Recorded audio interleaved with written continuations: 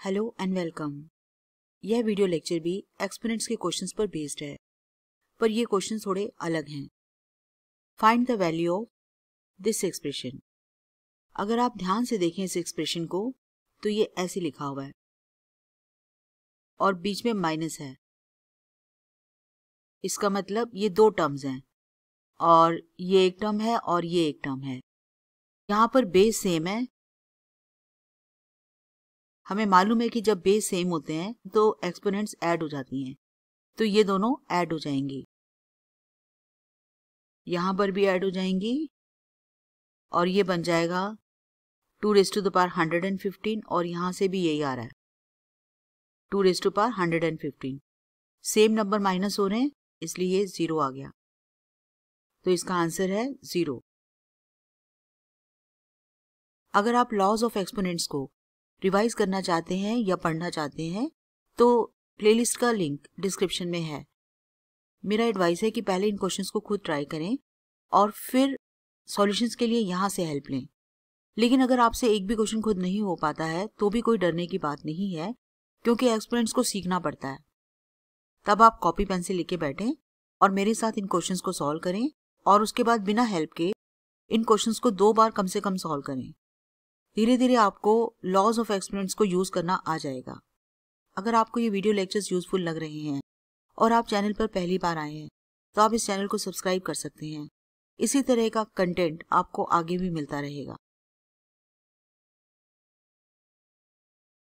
यहाँ पर negative fraction power है, तो सबसे पहले तो इन नेगेटिव पावर्स को पॉजिटिव में बदलते हैं। आपने पिछले वीडियो लेक्चर्स में सीखा था कि नेगेटिव पावर्स को कैसे पॉजिटिव में बदला जाता है। उसका सिंपल सा तरीका होता है कि जो नंबर होता है उसका रेसिप्रोकल लिख दिया जाता है। तो इस समय ये तीनों नेगेटिव हैं, तो हम तीनों फ्रैक्शंस को रेसिप्रोकल फॉर्म में लिख के और इन पावर्स को पॉजिटिव बना देंगे। इसको लिखते हैं पहले, इसका रेसिप्रोकल लिखेंगे और पावर पॉजिटिव हो जाएगी। इसका भी रेसिप्रोकल लिखेंगे। जब भी कोई फ्रैक्शन पावर किसी नंबर पर होती है तो फ्रैक्शन के डिनोमिनेटर को देखते हैं। जितना डिनोमिनेटर होता है लगभग वो जो नंबर होता है वो किसी का raise to the power denominator जितनी फॉर्म में लिखा जा सकता है। इस फ्रैक्शन का डिनोमिनेटर 4 है, तो ये जो 16/21 है ये किसी ना किसी की रेज़ टू द पावर 4 में या मल्टीपल ऑफ 4 में लिखा जा सकता है। और हम देख भी पा रहे हैं कि 16 2 रेज़ टू पावर 4 है और 81 3 रेज़ टू द पावर 4 है, यानी ये है 2 divided by 3 raise to the power 4। अब यहाँ पर भी देखें 9 3 स्क्वायर होता है, 25 5 स्क्वायर होता है। यहाँ पर इस फ्रैक्शन का जो डिनोमिनेटर है वो 2 है, तो हम देख पा रहे हैं ये 3/5 का स्क्वायर फॉर्म में लिखा जा सकता है। और यहाँ पर तो फ्रैक्शन पावर नहीं है। अब यहाँ पर 2 divided by 3 raise to the power 4 times 3 divided by 4 ये कट जाएगा। यहाँ पर भी इस तरह से डील किया जाता है फ्रैक्शन पावर को।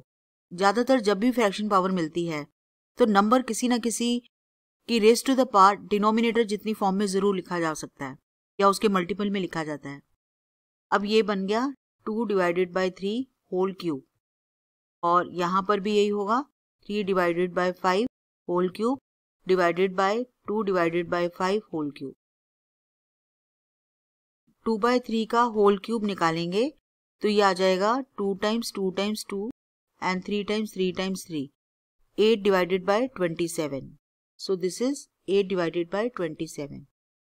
इसी तरह से 3/5 का क्यूब निकालेंगे तो ये हो जाएगा 3 क्यूब डिवाइडेड बाय 5 क्यूब और 27 डिवाइडेड बाय 125। अभी ये बनेगा 2/5 का होल क्यूब 8/25। अब यहाँ पर डिवीजन है इसलिए हम इसे लिख पाएंगे। अब यहाँ पर डिवीजन था इसलिए हमने रेसिप्रोकल से मल्टीप्लाई कर दिया है। 125 से कट गया और अब बचा 8/27 27/8 और ये भी कट गया और आंसर आ गया 1। तो इसका आंसर है 1। ये आंसर है इसका।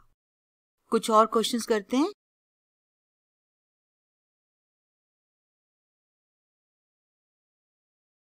जब भी फ्रैक्शन पावर मिलती है हमें फ्रैक्शन का डिनोमिनेटर देखना चाहिए। जैसे कि डिनोमिनेटर 2 है तो हमें सोचना चाहिए कि ये नंबर किसके पावर 2 में लिखा जा सकता है।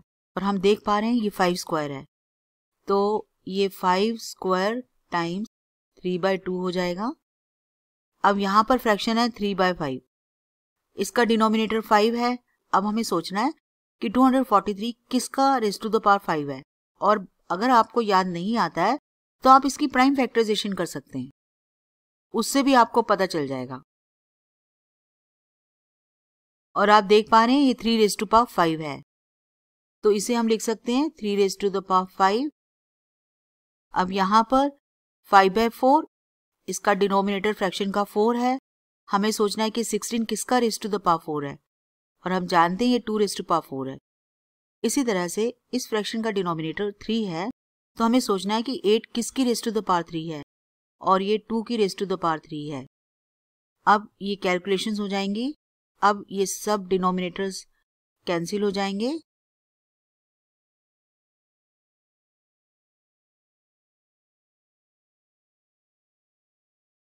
इसमें डबल पावर किसी नंबर पर आ जाती है तो पावर्स मल्टीप्लाई हो जाती हैं। अब ये 2 से 2 कट गया, यहाँ पे 5 से 5, 4 से 4 एंड 3 से 3, और ये 5 cube times 3 cube times 2 raise to the power 5 and 2 raise to the power 4। 5 cube 125, 3 cube 27, 2 raise to power 5 is 32 and 2 raise to power 4 is 16। और ये इसका आंसर है। मुझे इतने सारे स्टेप्स आपको दिखाने के लिए लिखने पड़े। अगर आप सच पूछें तो मैं इस प्रॉब्लम को बहुत फास्ट कर सकती थी, क्योंकि मैं जानती हूँ कि यहाँ पर डिनोमिनेटर 2 आ गया है तो ये किसी का रेज़ टू द पावर 2 है, और हमें पता चल चुका है कि 5 का रेज़ टू द पावर 2 है, तो 2 तो कटेगा, 5 क्यूब ही बचेगा, तो मैं सिंपली 5 क्यूब लिख सकती थी। यहाँ पर भी मुझे पता चल चुका था ये 3 रेज़ टू पावर 5 है, इसे हमने माइंड में ही कैच कर लिया था, और 5 से 5 कट जाता तो ये 3 रेज़ टू पावर 3 बचता। इसी तरह से 2 रेज़ टू पावर 4 था तो 4 कट जाते, 2 रेज़ टू पावर 5 बचता, और 2 क्यूब होता, ये भी कट जाता और 2 रेज़ टू पावर 4 होता। और जब आप बहुत सारी कैलकुलेशंस करते हैं और आप मैथ्स को थोड़ा टाइम देते हैं तो ये सब कैलकुलेशंस आपके लिए मुश्किल नहीं होती। आपको याद हो जाता है कि 5 क्यूब जो है 125 है, 3 क्यूब 27 है, 2 रेज़ टू पावर 5 32 है एंड 2 रेज़ टू पावर 4 16 है, और यहाँ पे थोड़ी सी कैलकुलेशन आप कर सकते हैं और इस तरह से आंसर आ जाता है। तो जितना आप मैथ्स को करेंगे, जितना आप ज़्यादा सम्स करेंगे, जितना आप ब्रेन वर्क करेंगे, उतनी ही आपकी कैलकुलेशंस फास्ट होगी और मैथ्स इंप्रूव होगा।